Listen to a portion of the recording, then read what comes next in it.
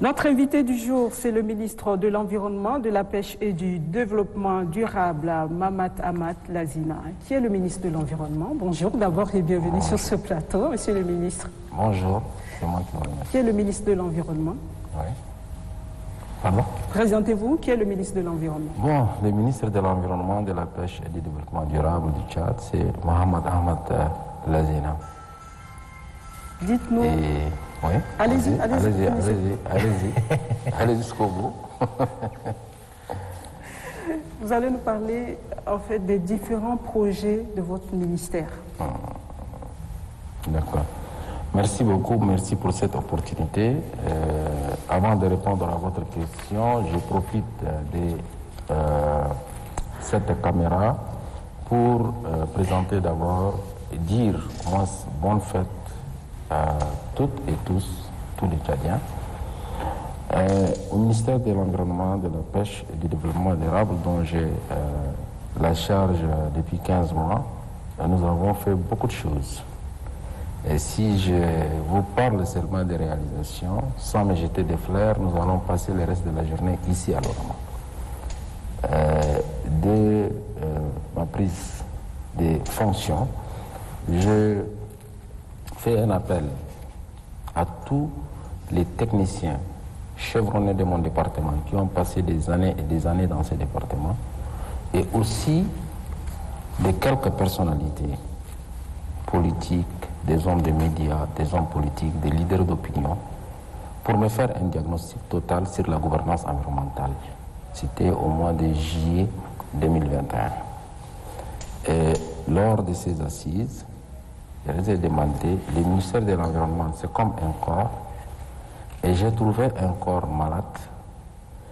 Faites-moi un diagnostic. Quel médicament, quel est le problème et quel médicament qu'il faut.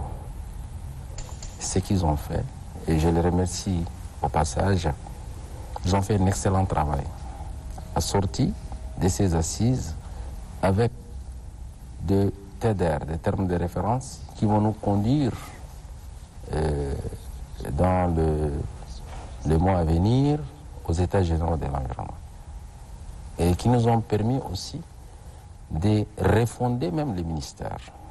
ما شاء الله. طيب سيد الوزير، يعني انتم قمتوا بمشروع زراعه عن 16 مليون يعني شجره. نعم. فممكن تتكلم لنا في المشروع ده، يعني شنو اللي خلى الوزير يقوم بالمشروع؟ والله المشروع ال 16 شجره زي كلمت للاخت هسه، يعني ده من ضمن المشاريع. نحن ما دايرين نكونوا على وزاره ناس وقاعدين وزير ويمشي الوزاره، لا، نحن دايرين نكونوا يعني تجي وزير عندك راي، وبكلام نصارى بنادو فيزيون، ولازم تدخل في التاريخ، ولازم تخلي الشيء للتشادين.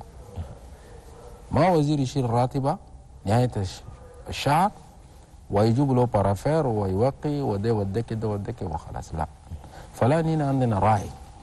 الراعي اللي عندنا قلنا 16,000 شجره، لان الصحراء قد تزهف. اي سنه الصحراء تزهف ب4 كيلومتر. ده واحد.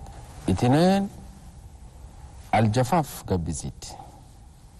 وثلاثه، حتى المشكله اللي عندنا بين المزارعين والبقره اساسها جايه من تغيير المناهي، يعني بنادوا الشانجمان كليماتيك.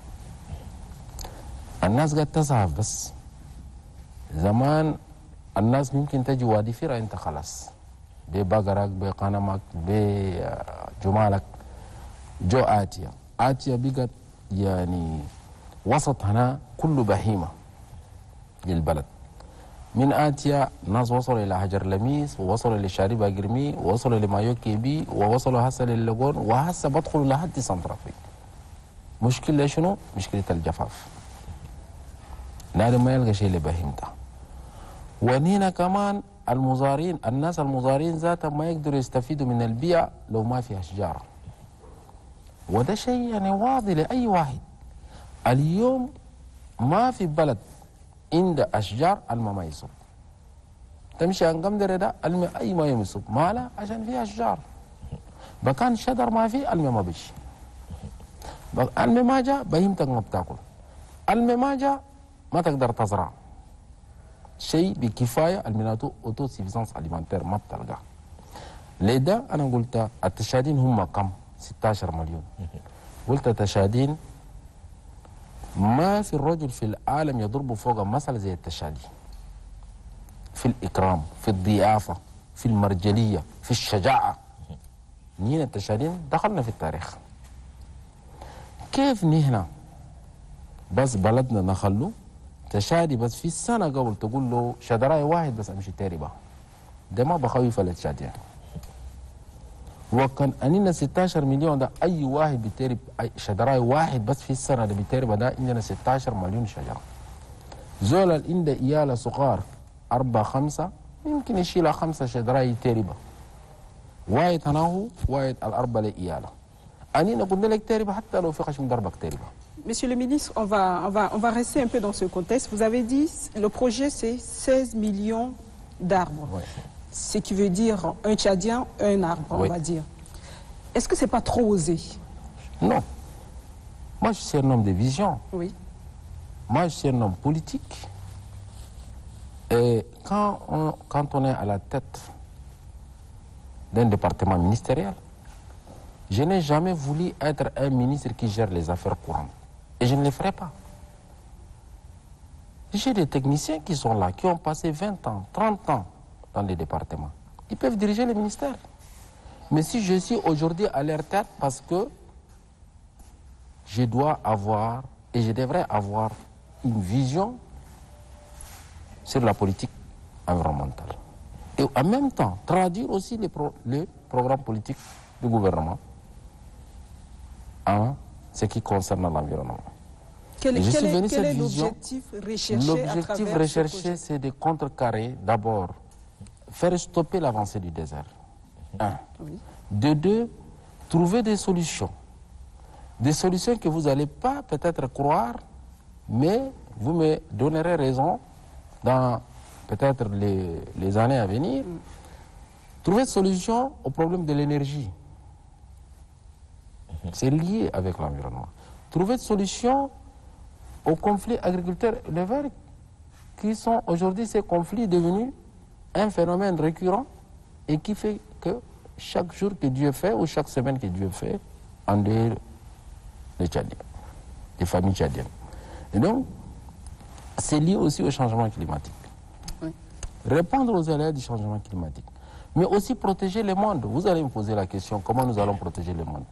Beaucoup ignorent que les Tchad jouent un rôle extrêmement important dans la régulation de la température mondiale. Parce qu'aujourd'hui, nous avons deux forêts, la forêt tropicale et la forêt de l'Amazonie, qui régulent la température mondiale.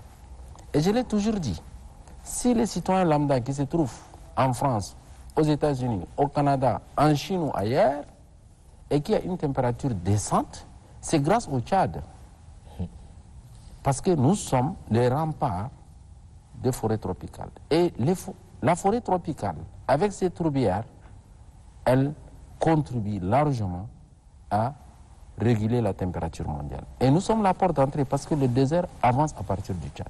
Donc si vous avez des diamants, si vous avez de l'or dans votre maison ou dans votre chambre, vous devrez au moins s'assurer que la porte est bien fermée. Et la porte d'entrée, c'est le Tchad.